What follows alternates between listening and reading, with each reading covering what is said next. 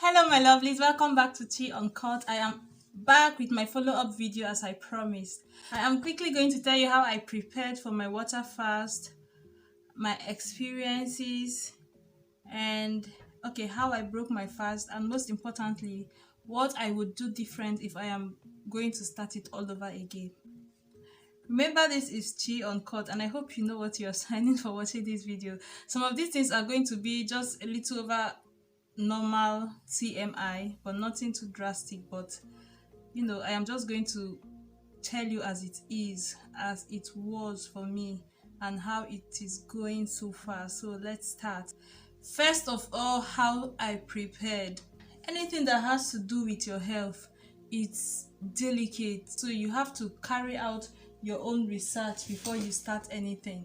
Part of my preparation was watching YouTube videos of people who have done this before, and people who did longer fasts, people who did 3 days, 5 days, 7 days, 14 days, 10 days, 28 days, 40 days. Some people fasted for 40 days.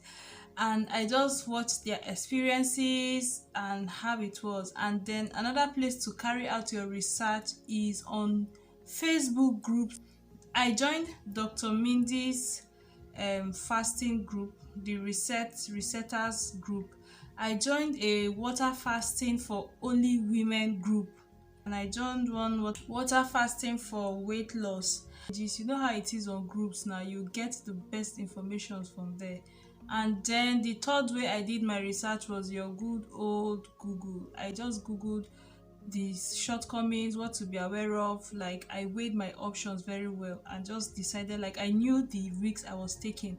Dr. Mindy recommends that you take out your blood sugar and your ketone level test while fasting like 3 times. But I know in my heart that because of the way I am scared of injections or pricking myself or seeing blood, I was not, like, I won't do that. So you weigh your options and be careful. So I had to make sure that I had people that knew what I was doing and how I was at almost every time, and I was listening to my body. You have to do your research on your own. No matter what you see on the internet, everybody's experience is different, so please be careful. And then my preparations, I have tried losing weight several times and just ended up getting it back or falling off the wagon or not being serious enough. So I decided to film my experience this time and put it in a public place where I will feel like I owe someone a level of accountability. Like, I can have someone say, how far with that? How far did you go? What are you up to? Like, I just needed that extra motivation. So I decided to film the experience, also for record keeping, so that I can always go back and just see for myself how far I am progressing. I encourage you to make videos and take pictures, even if you don't want to put them on YouTube. Just do it so that you can be encouraged when you see your progress, because it is really, really motivating. So I also got my scale. I have not measured myself in over 2 years, and I was shocked how I went from 80 something to 100 and something kg. Like, when I look at myself, I feel like I'm not up to 100 and something kg. Like, I shouldn't be up to, but guys, not the person die. Oh. So I got a measuring tape. I got my scale. This is the scale I got. Just this good old digital scale. I got a measuring tape, the type tell us use. You saw it in the video. And then I got Himalayan pink salt. This is what is highly recommended. Some people go like crazy with preparing for their water fast, like preparing the snake juice, and just like, some people go all the way, and God knows I don't get that energy. Like, I just couldn't deal with all that. I felt as if the pressure is going to discourage me. So don't let, like, trying to figure out things discourage you. I got just this and my baking soda. So just like, guys, when I meet, like, the first time I mixed this thing and tasted it, I was like, Mother Nature, I have one of your recipe. Mother Nature, I have one of your recipe. I have one of your recipe. This tastes exactly, when I mean exactly, like coconut water. Like coconut water, the water inside coconut. That's how coconut. In case you don't understand what I'm saying, I am an Igbo Nigerian girl, so please excuse my accent. Coconuts. I don't know how you're supposed to pronounce it, but coconut. You will think for a minute that you're drinking coconut juice. And so that was nice. And then another preparation I made was, because the type of water I drink water from a water filter to my mouth. but I had to make provision for bottled water so that I can have. This is for your electrolytes, because you are drinking so much water and not taking in nutrients from food. Your electrolytes are going to be depleted, and if you do not replace it, I don't know if you can fast at all without salt. At least salt, you'll kill yourself. So at least get the salt. So for my electrolytes, I just mix this in water. I wasn't using this every time. Short, I used it just like twice, and that was all. The rest of the time, I was using just pink. I wanted to do the least I could. I was using just pink Himalayan salt, and it worked.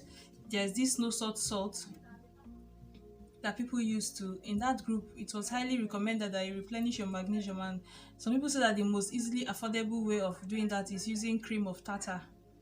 I couldn't get that, but if you can, I really think you should. I needed to make sure that I have bottled water that I could be taking places with my. Don't joke with water that you need when you're water fasting. That's your food. So you have to have water everywhere. I needed to make sure that I could have water with me everywhere. So I made provisions for bottled water that I can just pour my salt inside, shake it up, and just have it every second of the day. Yeah. And then for how I broke my fast, on that first night, as I showed in that video, I had just a slice of watermelon, and I just like, when it was like 5 minutes past my 120 hours, that's 5 days, I now ate just a little out of it. I couldn't wait to get over that fast. My hair is nice.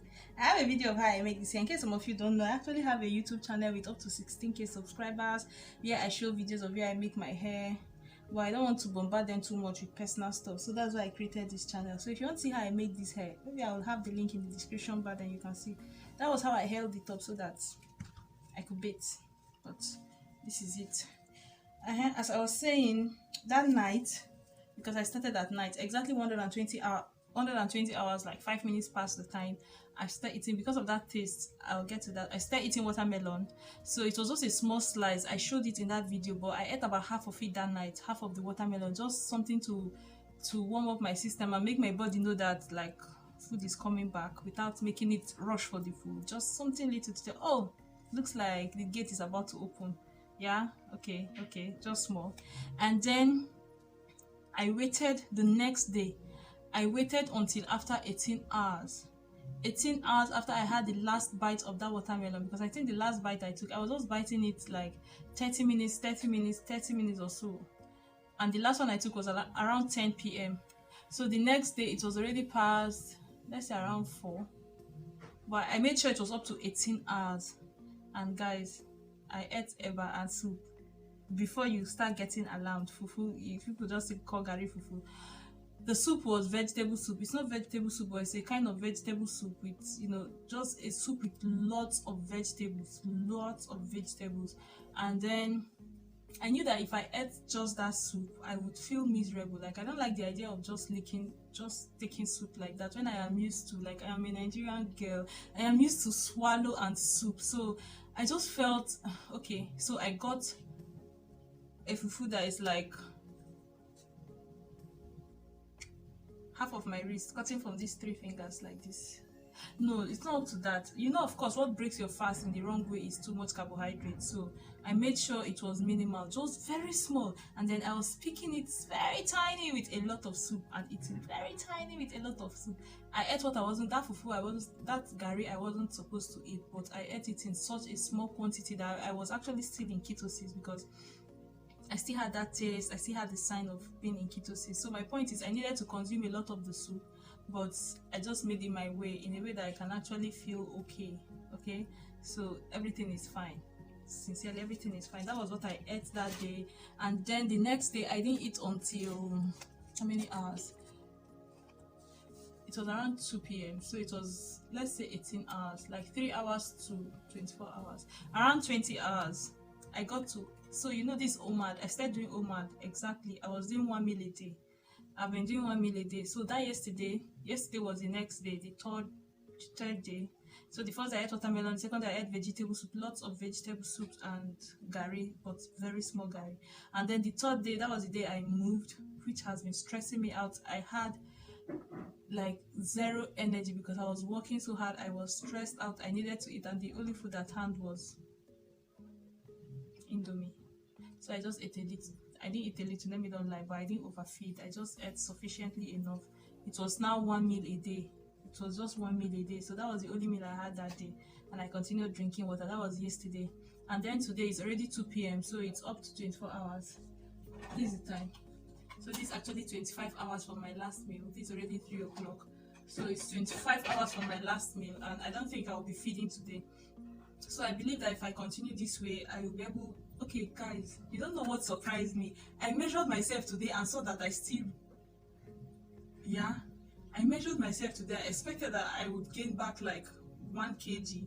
You know. Wait, let me go down. From 227.8 ending. Then, after the 5 days, this is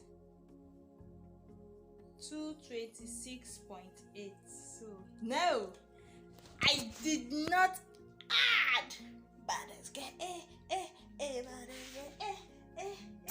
For people who are curious, did the weight come back? Did the weight come back? You can see. So that it helped me not gain back that weight. Is it not amazing that you can lose such amount of weight and not get it back when you feed?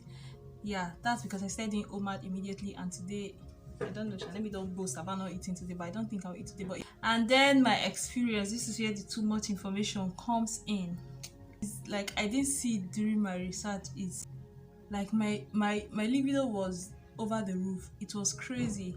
I know that like sometimes of the month you're going to have like a high libido, but it was like ×3. Okay, just imagine the most horny you can be during the times when you're horny in your circle. It will be like ×3 of that. It will be amplified ×3. And if you do anything about it, the kind of energy you feel that you've used up is going to make you feel so drained. You will want to die.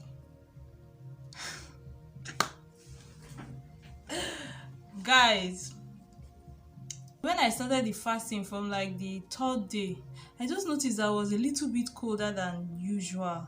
Like when the place is not really that cold, I'll be feeling just colder than usual. Like I feel cold easily, like in my tummy. I'll just be like, why am I cold? But it wasn't anything crazy. But you see that 4th and 5th day, I would wrap up my feet with like blankets and just try to keep myself warm. And my feet would be as if it is in a freezer. I was like, God, Chinyere, you're about to die. Sorry. Like I freaked out. So I went to Dr. Mindy's resetters group and I asked. I was screaming for help. Like before I panicked, I just said, put yourself together. Just find out if this is a symptom people are having. And God, the amount of response I had there made me understand that because you have depleted energy, your body is you're not replenishing, like you're not putting in food to give your body energy, even though it's using fat for energy. It's like an emergency situation for your body, because that's not what it is used to. So your body uses all the energy you have for your vitals and expects you to have the sense to put on some socks and keep your feet warm. One particular comment there got me laughing because this was how it sounded. Like her comment, this is how it sounded. Your body has more important things to do with energy at this point than to keep you warm or to keep your feet warm. The way the woman said it, I'll take a screenshot and then blur out their names and put the comments there. But it was so helpful. That was when I got to know that it's actually normal. I was told that because I was in heavy ketosis. Heavy one. My body was chopping all the fat. It was chopping the fat fast. So that was a good sign. So I received encouragement. But when I explained how weak I was, because I did too, some people were like, you should stop. And also that Dr. Mindy doesn't really promote like fasting beyond 5 days. And that was when I now researched more about it. But then I was already so weak. Apart from the weakness, another experience I had was, if you've done keto fast before, you know that taste on your mouth when you're in ketosis, right? That taste, amplify it by 10. That is what I was feeling, especially on the 4th and 5th day. God, I went to work with my tongue scraper, and every 2 hours I would scrape my tongue. I would run into the bathroom in the sink and just scrape my tongue and rinse my mouth. It's just crazy that you can finish brushing your teeth like 1 minute and then the next minute you're having that disgusting, annoying, that taste annoyed me to my bone marrow. Like I couldn't endure it. It was almost as if like I had like my tongue was rotting. I apologize if you feel offended by this. It doesn't matter, like when someone is dead and the parts of the skin is no more having blood flow and all those kind of things and it's beginning to rot. That's what my tongue, that taste was intense. Jeez. God, I couldn't endure. That's like the most unpleasant, apart from feeling weak, that was the unpleasant this thing I have. Then journaling food. Okay, I heard someone in one of her YouTube videos, she said what helped her with her cravings was when she had any cravings, she would just note it down. And how I implemented it was anytime, like I remembered all the foods that tempted me, I would note them down and I will make sure. I will just write, I'll be like, oh, you want to come and spoil my show, right? Don't worry, I am going to note you down. And when I am done with this fasting, I will deal with you. I will eat you. I will eat you until you respect yourself. I will show you that I'm not your mate. You want to come and spoil my fasting? I'll come for you. And I was writing down all the culprits. I was jotting them down. I have them here, but I cannot show you because my cravings are not your cravings. So, and then another experience I had was, not experience, but like what can help was, that moment when you feel as if you're about to give up and your brain cannot stop thinking about food. What I found helped me. I'm not someone that's excited about having cold showers, but I noticed that if I start having that kind of thought and it's like I now start planning, what am I going to eat now? What can I just eat? What is the easiest, most appropriate thing I can get my hands on now? I just run into the shower. And you know how if you don't like taking cold showers, you understand what I mean. Like you have to warm up towards it. When you go to actually make an effort and take a cold shower, you would want to like warm up, like maybe touch your hand a little and just like ease your body into it and all those. I didn't do that. Like I just dive into the cold water. The shock is as if it resets my brain. Hey God. So find something that is like that for you, but please don't do anything that can be addictive. But that was what cold shower was like. Like I just put it on, I'll be like, I need my brain. Like it will just jack your brain like this. So I will just put on the shower and wait, and then I will just go in like this. Oh! God have mercy. Oh, that used to just bring me back to reality. And when I'm out, I'll be like, God, I can't deal with this. I just want to sleep.